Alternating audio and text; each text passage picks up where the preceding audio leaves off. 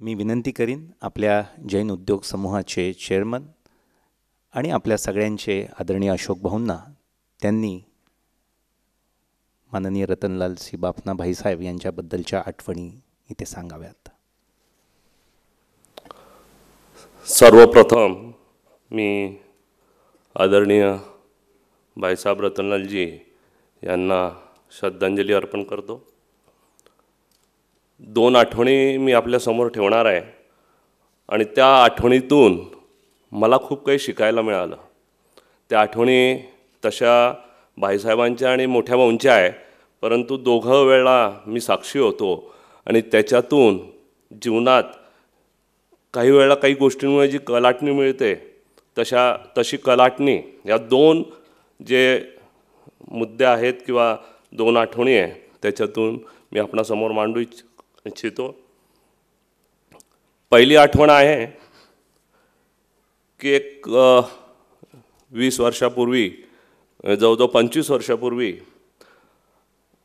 आपली Jain irrigation company आर्थिक अडचणीत होती आणि त्यावेळेस जळगाववरून शिरसोली जाण्याच्या रस्त्यावर जैन हिलच्या अगोदर एक आपली जमीन होती आणि ती 20 एकर जमीन भाईसाहेबांनी घ्यावी त्या दृष्टीने बोलणी झाली आणि भाईसाहेब स्वतः जैन हिलला आले होते आणि मोठे भाऊ भाईसाहेब आणि मी तिघच जण आम्ही बसलो होतो. चर्चा झाली.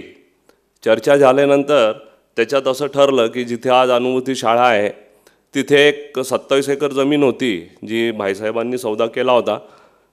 आम्ही आधी तो सौदा केला होता, परंतु देणाऱ्याने भाईसाहेबांना सांगितलं नाही की तो सौदा आधी झालेला आहे. परंतु जेव्हा भाईसाहेबांना भाऊंनी सांगितलं तर भाईसाहेब म्हणे जर तिथे चांगलं काम उभं राहणार असेल तर मी ती जमीन आपल्याला लगेच देतो.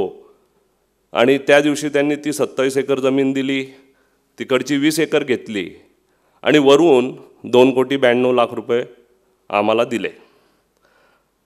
आणि मग त्यांनी भाऊंना सांगितलं की हे जे काही आज झालं हे कसं झालं, तुम्ही मला 20 एकर दिली, माझ्याकडनं 27 घेतली आणि वरून माझ्याकडनं 2,92,00,000 पण घेतले. त्यांनी फोन उचलला आणि पप्पूजींना फोन केला कि बोले मैं आज एक नई बात सीखा भाऊ से कि उन्होंने जितना ज़मीन मुझे दिया उससे ज़्यादा ज़मीन मेरे से लेके ऊपर से पैसे भी लिए. तर त्यांनी भाऊंना सांगितलं की तुम्ही हे कसं करतात. तर भाऊ म्हणे वो माझ्याजवळ फक्त डोकं अवेलेबल आहे, त्याच्यामुळे हे सगळं डोकं चालवून हे होत असतं आणि त्याच्यामुळे हा व्यवहार आपण केला.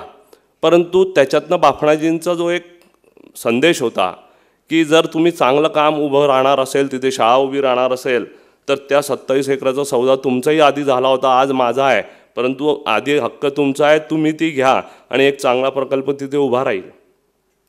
त्यांनी एक प्रश्न त्यावेळेला केला भाऊंना की जर तुम्ही अशा पद्धतीने हे सगळं व्यवहार करू शकता तर तुम्ही ह्या जमिनीच्या आणि यांच्या व्यवहारात का आला नाहीत.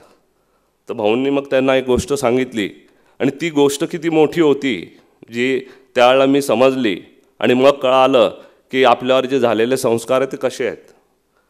त्यावेळेला भाऊंनी त्यांना सांगितलं की 1967 ओंकारेश्वर मंदिराजवळ जी सागर हाऊसिंग सोसायटी आहे त्या सोसायटीची तिथे निर्मिती झाली होती आणि तिथे एक प्लॉट भाऊंनी घेतला 5,000 स्क्वेअर फूट आणि तो त्यावेळेला 1,500 रुपयात घेतला होता आणि काहीतरी 50 रुपये देऊन सौदा झाला होता आणि खरेदीची वेळ आली आणि 1,500 रुपये न होते.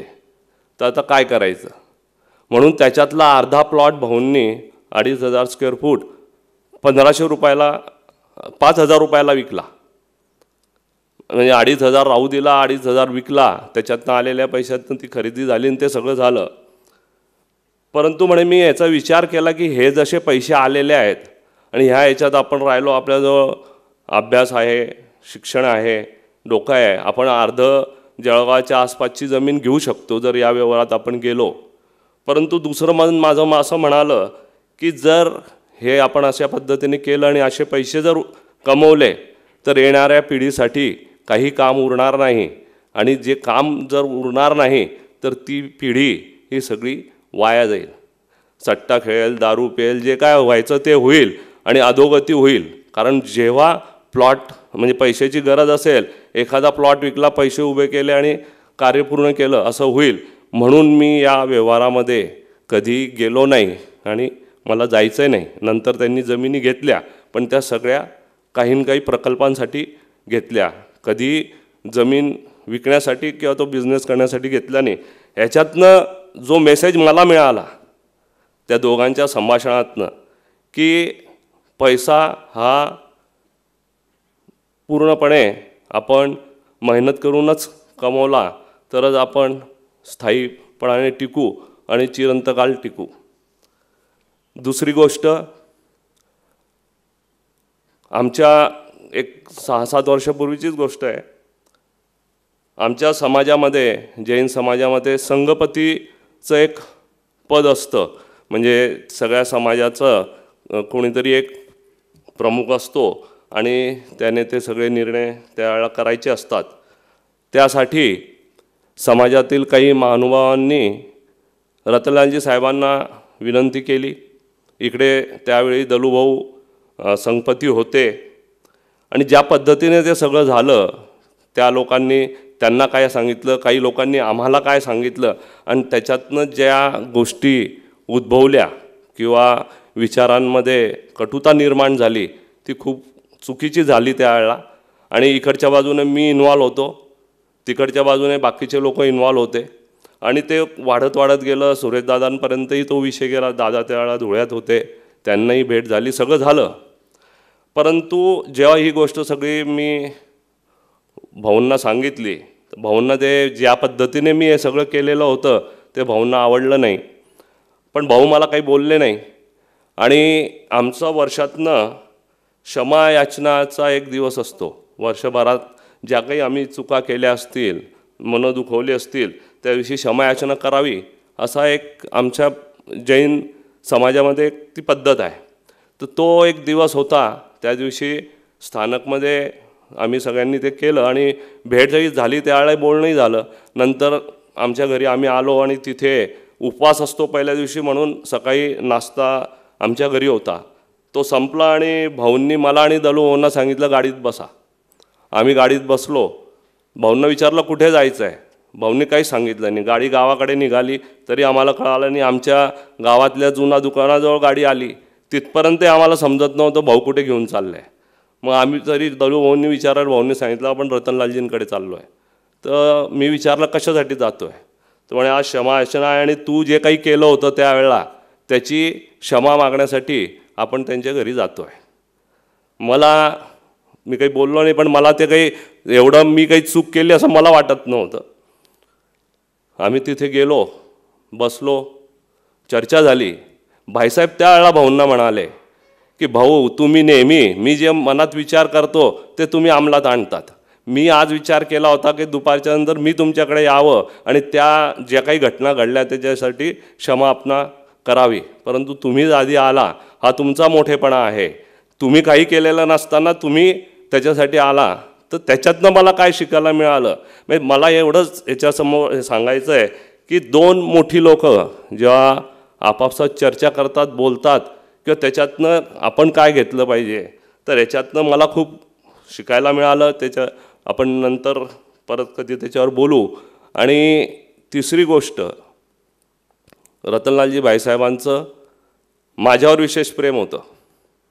केव्हाही कुठेही मी भेटलो, भेट झाली, बोलणं झालं, ते एक वेगळ्या आत्मिक याच्याने ते माझ्याशी चर्चा करायचे.